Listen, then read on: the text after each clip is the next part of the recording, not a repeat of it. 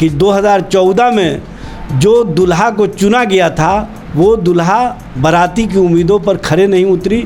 इसीलिए बाराती ने भी मन बना लिया है कि वैसे दूल्हे को अब या वैसे दूल्हे के साथ नहीं चलना है जो कहीं ना कहीं बारातियों को धोखा देने का काम करती है।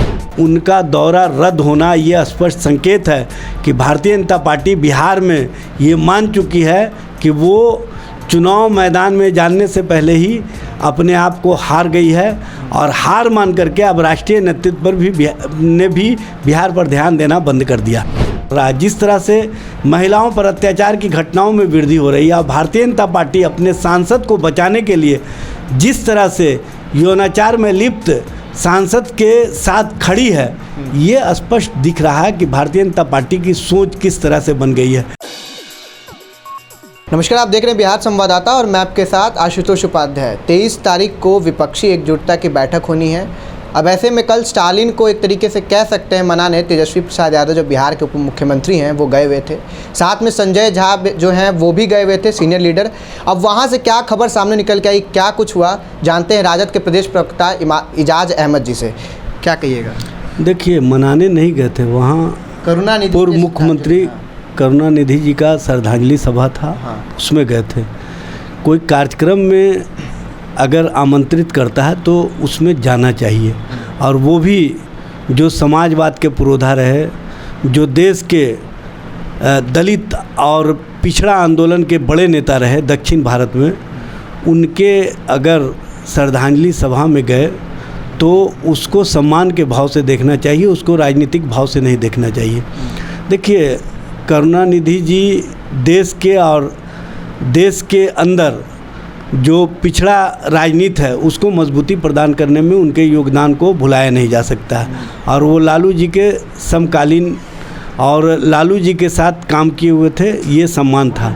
सबसे बड़ी बात यह है कि सबको पता है कि विपक्षी दलों की बैठक 23 जून को जो पटना में होने जा रही है उसमें सभी दल के नेता पहले से ही आमंत्रित है और सभी दल के नेता आ रहे हैं, ये स्पष्ट रूप से सब लोगों को समझ लेना चाहिए।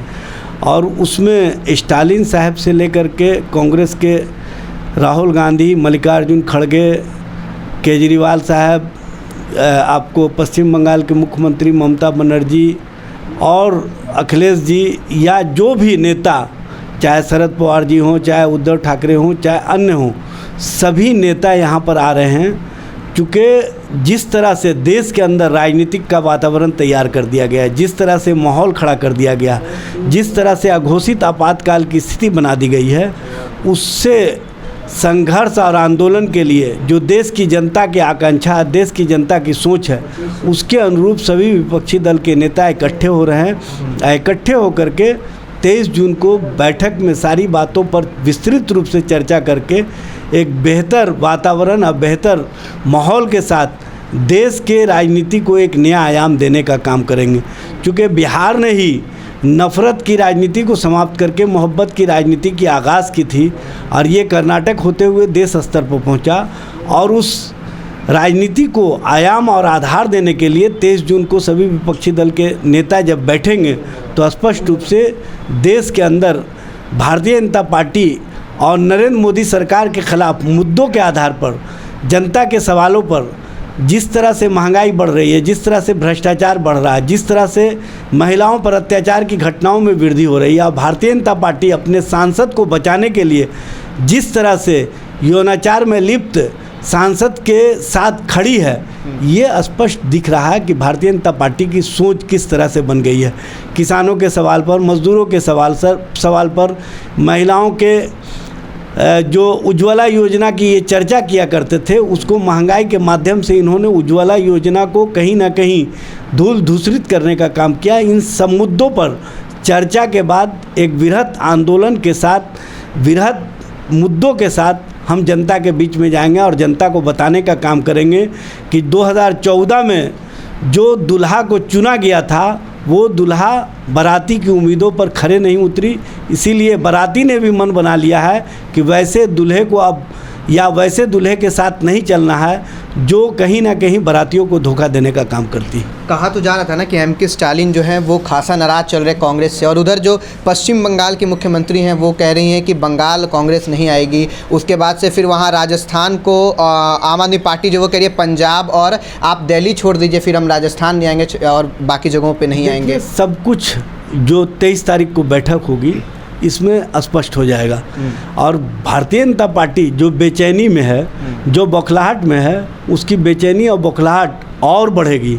और आप देख रहे हैं कि 23 के बाद 24 को इनके राष्ट्रीय अध्यक्ष जेपी नड्डा बिहार आने वाले थे, लेकिन उनका दौरा रद्द होना ये स्पष्ट संकेत है कि भारतीय जनता पार्टी बिहार में ये मान चुकी है कि वो चुनाव मैदान में जाने से पहले ही अपने आप को हार गई है, और हार मान करके अब राष्ट्रीय नेतृत्व पर भी बिहार पर ध्यान देना बंद कर दिया। अघोषित आपातकाल को आप किस नज़र से देखते हैं? आप हमेशा अघोषित आपातकाल कहते हैं, आपातकाल का परिभाषा क्या होता है? देखिए, अघोषित आपातकाल का मतलब है जो जनता के सवाल है, जो जनता के मुद्दे हैं, जो जनता की आवाज़ है, उसको पूरी तरह से छीन लेना। और आप देख रहे हैं कि महात्मा गांधी के हत्यारों को जिस तरह से महिमा मंडित किया जा रहा है एक केंद्रीय मंत्री के द्वारा, और इस मामले पर नरेंद्र मोदी से लेकर के भारतीय जनता पार्टी के सारे नेता चुप हैं, ये अघोषित आपातकाल की स्थिति नहीं है तो क्या है? जिस तरह से लोकतंत्र और लोकतांत्रिक प्रक्रिया को कहीं ना कहीं दबाने का प्रयास किया जा रहा है, और जिस तरह से संसद भवन का उद्घाटन राष्ट्रपति महोदया से नहीं करा करके प्रधानमंत्री जो तीसरे दर्जे पर आते हैं प्रोटोकॉल के अनुसार, उनके माध्यम से करा करके आपने राष्ट्रपति और उपराष्ट्रपति को बाहर करके किस तरह से राजनीतिक रूप से संकेत दिया है, ये अघोषित आपातकाल की स्थिति नहीं है तो क्या है? तो और जैसे जैसे देश की जनता आंदोलन खड़ा करती है, जब देश की महिला पहलवान जो मेडल लेकर के आती है तो आप को गौरवान्वित महसूस करते हैं, लेकिन वही महिला पहलवान जब अपने न्याय के लिए सड़कों पर उतरती है तो आप उन पर अनेकों केस लाद देते हैं, उनको हिरासत में भेज देते हैं। तो ये अघोषित आपातकाल की स्थिति नहीं है तो क्या है? इसलिए देश की जनता अब मन बना चुकी है कि ऐसे पार्टी से और ऐसी सरकार से हमको मुक्ति लेना है जो हमारी आवाज़ नहीं सुन रही है, जो हम दो हमारे दो की नीतियों पर चल रही है, दो बेचने वाले दो खरीदने वाले, यही राजनीति का आधार इनका है। इसके अलावा कहीं कोई सोच नहीं है, कहीं कोई जनता के लिए, जनता के हितों के लिए, जन सरकार के लिए काम नहीं किए जा रहे हैं। ये स्पष्ट संकेत है कि अघोषित आपातकाल की स्थिति है।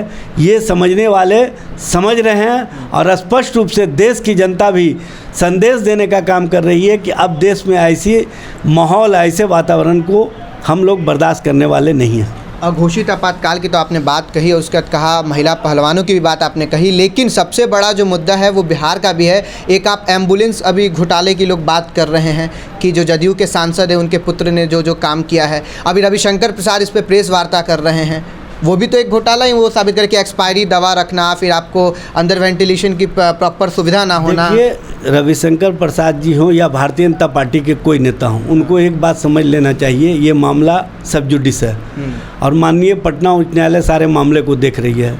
जो भी फैसला आएगा वो स्पष्ट रूप से सामने आ जाएगा। लेकिन एक बात सबको समझ लेना चाहिए कि ये जो मामले आए हैं अभी सामने, ये मंगल पांडे उस समय थे स्वास्थ्य मंत्री, उनके कार्यकाल का मामला है। तो इसका मतलब है कि भारतीय जनता पार्टी की संलिप्तता इसमें रही है। भारतीय जनता पार्टी अपने जो काले कारनामे हैं, जो इनकी सोच है, उसको दबाने के लिए ज़ोर शोर से चिल्ला रही है, चाहे जितना भी ज़ोर लगा ले। लेकिन बिहार की जनता इनके कुकीर्त और इनके कारनामों को जानती है। इसीलिए भारतीय जनता पार्टी के बारे में जनता भी कहती है कि भ्रष्टाचार को शिष्टाचार रूप देने का अगर किसी ने काम किया था, उस पार्टी का नाम है भारतीय जनता पार्टी। इसलिए रविशंकर जी हो या अन्य नेता हों, ज़ोर ज़ोर से चिल्लाएं, लेकिन एक बात को समझ लें कि बिहार की जनता भी समझ रही है कि मंगल पांडे के कार्यकाल के मामले को दबाने का जो भी प्रयास करेंगे, दबने वाला नहीं है। माननीय सर्वोच्च न्यायालय सारे मामले को स्पष्ट कर देगी कि इसमें किसकी संलिप्तता है। भ्रष्टाचार को शिष्टाचार के रूप में पेश करना यह भारतीय जनता पार्टी का काम रहा, ऐसा एजाज अहमद जी कह रहे हैं। और मंगल पांडे उस समय जब वो थे, वो स्वास्थ्य मंत्री हुआ करते थे बिहार में, तो क्या उनकी भी संलिप्तता इसमें है कि नहीं? अब ये हाई कोर्ट तय करेगी। फिलहाल आपकी क्या राय है कमेंट बॉक्स में जरूर दीजिएगा। कैमरामैन दीप के साथ मैं आशुतोष, पटना।